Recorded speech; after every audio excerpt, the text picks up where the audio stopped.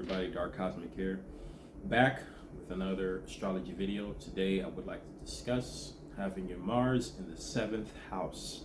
So what is Mars? Mars is your motivations, your willpower, your ambition, your aggression, what you are passionate about. It is also your sexuality,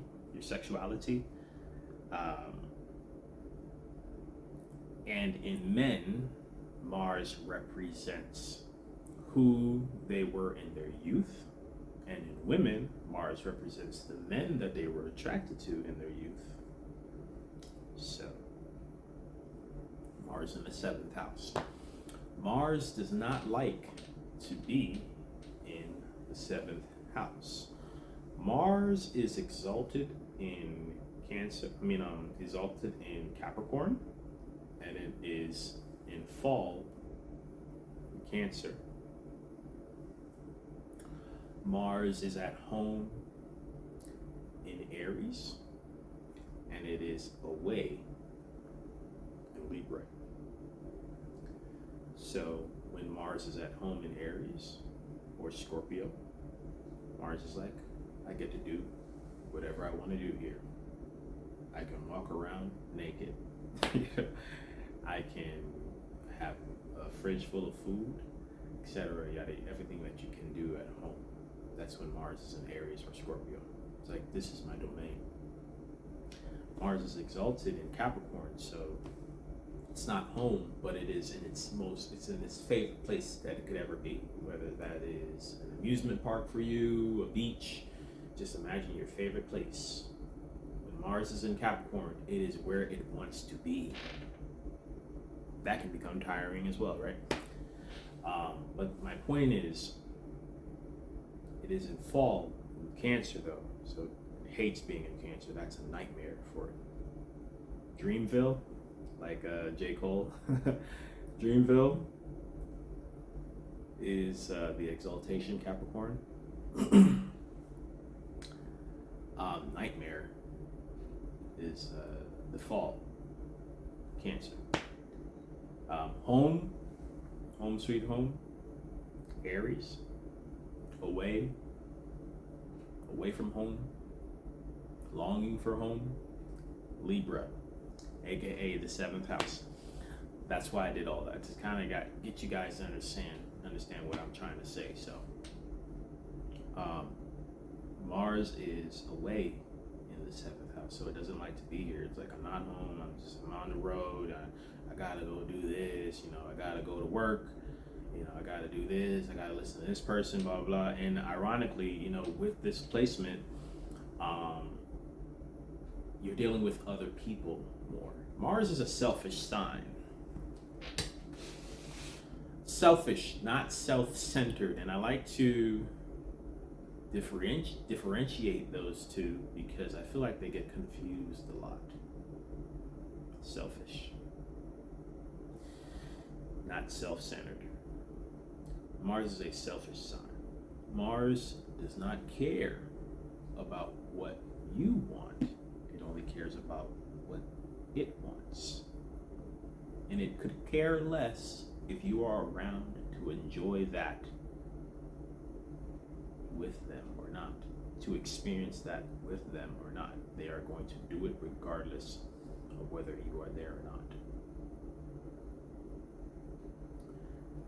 If they were self-centered, though, they would want to include you with this selfish energy. Not only am I going to do what I want, but I also would like you to experience it and praise me for it even, maybe. That's Leo, okay?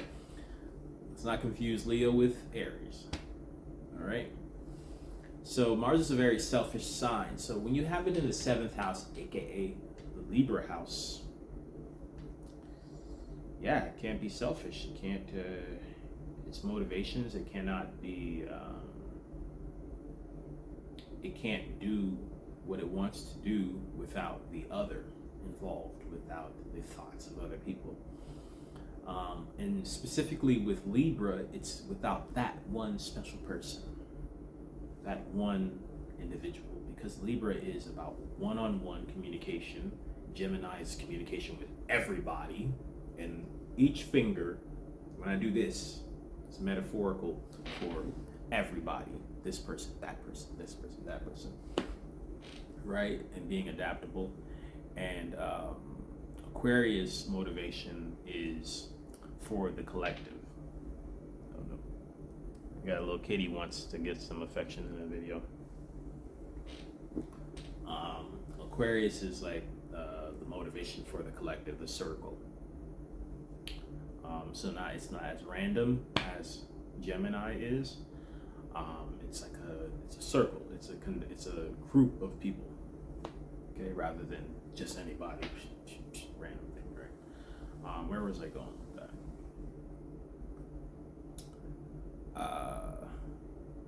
So with this Mars, it's one-on-one. When it comes to the motivation, it's like can't do this without you, baby, or I'd love to do this. It'd be even better if you could tag along. So these people oftentimes they lack motivation. How accurate is that though? Because with this placement, and this is where I try to help people with the negative aspects of each placement. There's going to be a kitty introduction in this video. We're going to have a kitty throughout the video. So, people with Mars in Libra or Mars in the 7th house, although they might come off as not motivated, they actually might be the most motivated person in the room. A great example of this is a famous basketball player by the name of Kobe Bryant. So Kobe Bryant, he has a Mars in Libra, and he was able to tap into an almost psychopathic level of motivation. He was able to defy the odds that was placed against him. Most people would think with this placement that you lack motivation, but you could, in fact, if you learn to abandon the weaker aspects of this placement, you would learn to tap into the strengths of this placement. All you gotta learn is like, okay, I have Mars in Libra. That means naturally I'm more inclined to not be motivated, and specifically, I'm more inclined to not be motivated if people don't want to do these things with me, especially that special person or that important person in my life, or So once you abandon that and you just tap into more of your opposite nature of Aries and say, I can just do it by myself, then you become like Kobe, right? Practicing way, really early in the morning, early in the day by yourself. And you'll learn to enjoy it, or you should, because now you're defying the odds now. And now you are able to, I call it psycho energy, because this is like the energy that you tap into to become the greatest, right? So you're able to tap into that darker energy now that this Mars will give you, rather than the light energy. Because like people with Mars in Aries, people with Mars in Capricorn, even though they have this placement is great for them, oftentimes they can become lazy. They've been endowed with a great Mars position, and so they take for granted, whereas you won't. You will know. You will be haunted by the fact that, damn, I lack so much motivation. I have to muster up 10 times the amount of motivation just because of that. A great example of that is Kobe. So it's not all bad with this placement. It's not all bad. Your motivation with this placement can be corrected if you just learn to tap into a more Aries side. You'll actually more likely outdo any Aries or any Capricorn with this placement. So,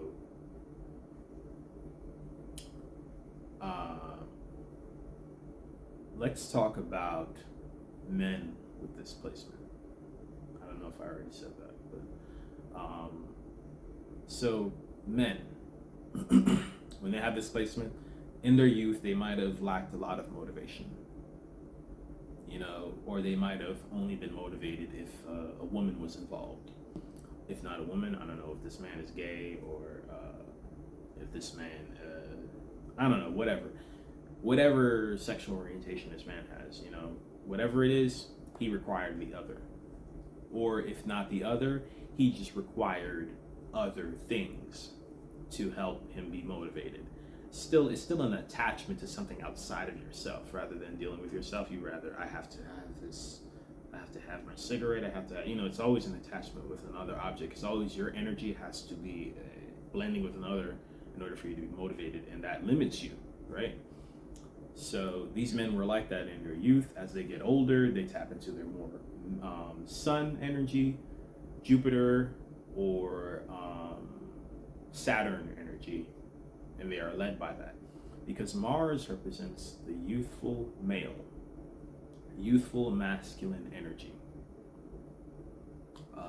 It's like the teenagers from 21 to now. I got a bunch of fur on me. It's 21 to maybe about 13. Mars is like a teenager going, and getting all these hormones, whatever. That's the youthful nature of these men. And as they get older, they tap into their sun energy, which is more, this is their elder energy. This is their grown man energy, their fatherly energy. So Mars is the sun, and when I say sun, I mean S-U-N. I mean S-O-N, not S-U-N. For Mars representing the sun, it is the S-O-N. And the sun, your planet, the sun, it is the father. So you have the father and the son, the general and the soldier. So these men will tap into their general energy later on in life, or they should. For the most part, they should. I'm not saying abandon your youthful masculine energy, because this is your sexual nature. This is how you get aroused. This is how you go after women. You pursue women that you want. I'm not saying abandon that. I'm just saying you'll realize eventually that when you sit with yourself, that a lot of times your Mars energy is your more immature nature. The only men that more than likely won't agree are men with that have been given the better position of Mars, like maybe Mars in Aquarius or Mars in Capricorn. Their masculine energy might be a little bit more intact, and they might not look at it like an immature energy, because their masculine energy is more likely going to be expressed in more mature topics regardless. But the rest of the zodiac, it might be, expressed, and that's, a lot more. That's those two. Without those two signs might express Mars the best. The rest might not, or it might be a little more immature in comparison to the two, the Aquarius Mars or the Capricorn Mars. I'm not saying that the Aquarius Mars and the Capricorn Mars will always be the most mature in their when it comes to their motivations. I'm just saying they have a higher. It's like you're gambling. They have a higher chance. They have more. They have more chances and opportunities to be that mature individual than somebody with the other energies. So let's go to women. Women with this placement, they were attracted to men that were more like Libras. Okay, so they were attracted to Libra men for the most part. It doesn't have to be Libra men. It could just be Venusian men. It could be Taurus men. It could be Pisces men. It could be men that are artistic and that are a little feminine. and when I say artistic, that doesn't mean they have to be feminine. Just, expressing a feminine energy. When I say feminine, it doesn't mean it's a negative thing. It doesn't mean that they're gay. It doesn't mean that they're flamboyant. It just means that they have a way of tapping into their inner world. Okay? So these women might have been attracted to that. And they might have been attracted to the negative feminine traits in these men. So maybe, like the tragic artist, the starving artist, or, the pretty boy, whatever. Because Mars is a combative energy. It oftentimes creates friction in your life, for good or bad. So they might have been attracted to men with the negative traits for the most part. As they get older, it is in their best interest to pursue men with a little bit of energy from their sun, a little bit of energy from their Jupiter, and a little bit of energy from their Saturn. Mix that in a pot, bake it, and there you go. You get a guy that has the best qualities that would suit you.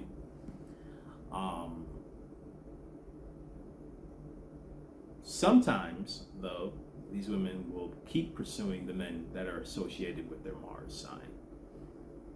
And it might actually either A, they just like that toxic energy of on and off that they're going to be dealing with these men, or B, they found these men that are operating in the higher octave of that energy. Like, let's say they are dealing with Venusian men, but these Venusian men, they're not lazy, they're not starving artists, they're artists that are doing very well, actually. They're artists that not only enjoy the pleasures of life, but they bring the pleasures of life to you in abundance, So there's nothing wrong with that. I'm not saying you will always lose if you go after your Mars, your Mars attraction. You can go after your Mars attraction. Just recognize when your Mars attraction is leading you to a toxic road or not, that's all. It's just a warning. And to let you know why you are attracted to certain men. It might be because of your Mars. And so I think that's all I got to say in this video. I am covered in fur. So let's zoom in here. Look at this present he gave me. I gotta go get all this fur off. I hope you guys enjoyed the video. One love.